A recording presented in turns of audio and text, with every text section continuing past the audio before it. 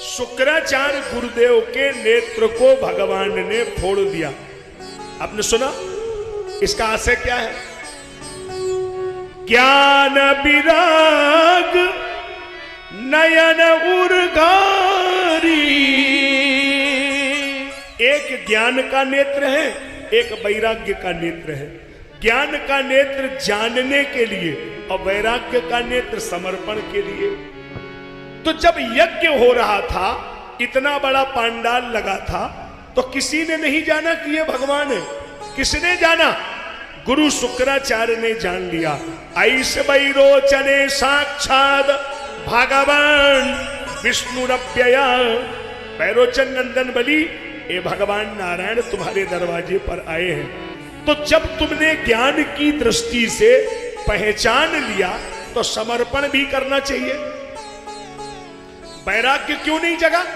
तुमने जब जान लिया कि ये परमात्मा है तो अपने चेले को तुरंत कहने कि बेटा भगवान के चरणों में सब कुछ चढ़ा दो, इसी में तुम्हारा कल्याण है। क्योंकि ये तो भगवान है, इनसे बहस करने की जरूरत नहीं है। लेकिन आपने चेले को क्या किया?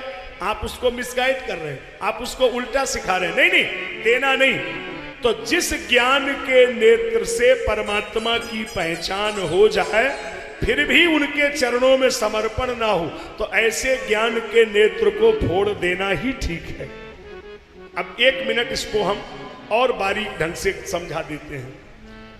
हमारे यहां हिंदी व्याकरण में बुद्धि के साथ कई एक शब्दों को बोला गया। मैं बोल के दिखाता हूं। बुद्धि, बुद्धि, अल्प बुद्धि, दुर्बुद्धि, सद्बुद्धि, कुबुद्धि, मंद बुद्धि, और एक शब्द है कुशाग्र बुद्धि। कुशाग्र बुद्धि का मतलब क्या हुआ? कुश का जितना अगला भाग पैना होता है इतनी पैनी बुद्धि। और अगर इतनी पैनी बुद्धि किसी को मिल जाए तो वो तर्क नहीं करेगा, वो कुतर्क करने लगेगा। माफ करिए, बुरा मत मानिए, यहां IAS PCS तमाम विद्वान बैठे हैं जिन्होंने रात दिन पढ़ा है, उनकी विद्वता को प्रणाम है। लेकिन इस पर भी मनन करें।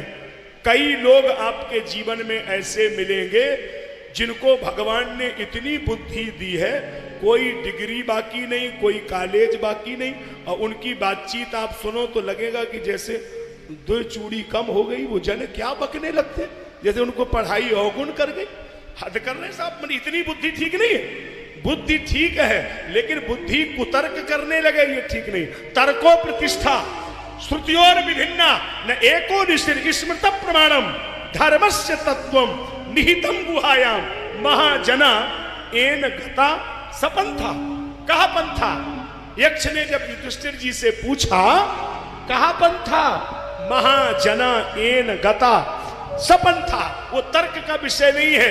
युधिष्ठिर ने कहा जिसमें महापुरुष चलते हैं वही मार्ग है। वो मार्ग कोई अपनी तरफ से निर्धारित नहीं है। महाजना एन गता सपंथा।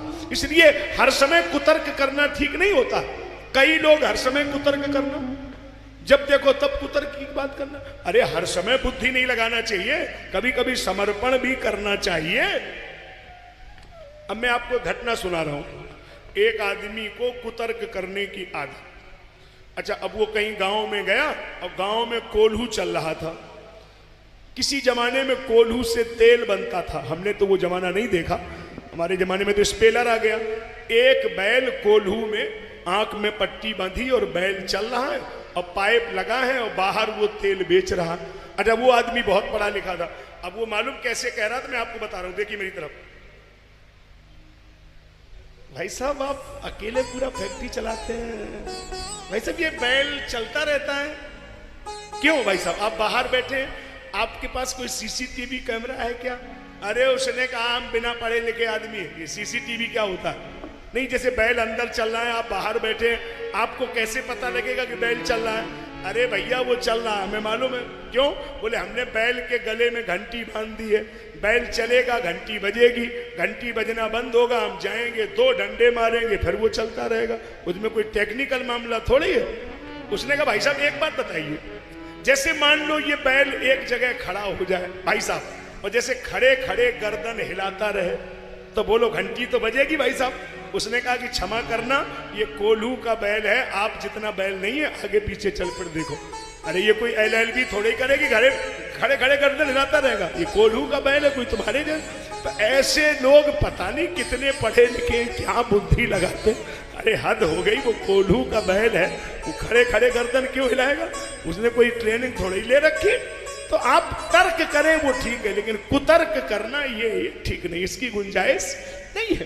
तो यहां भगवान ने उस नेत्र को फोड़ दिया, मतलब उस ज्ञान की हमें आवश्यकता नहीं है जो ज्ञान उन्हीं लोगों पर प्रयोग किया जाए जिन गुरुदेव ने बुद्धि दी, जिन माता पिता ने जन्म दिया, और उन पर भी हम अपनी बुद्धि का निर्णय थोपने लगे तो वो ज्ञान वंदनीय नहीं है, वो त्याज्य होगा। उनके यहाँ तो हमको छोटा बन के ही रहना चाहिए, उनके यहाँ अपने ज्ञान का प्रदर्शन करने की जरूरत नहीं है, क्योंकि वो तो हमारे जन्मदाता हैं, हमारे बुद्धि प्रदाता हैं, उनके यहाँ कैसा तर्क करेंगे। तो यहाँ भगवान ने इस बात को समझाया।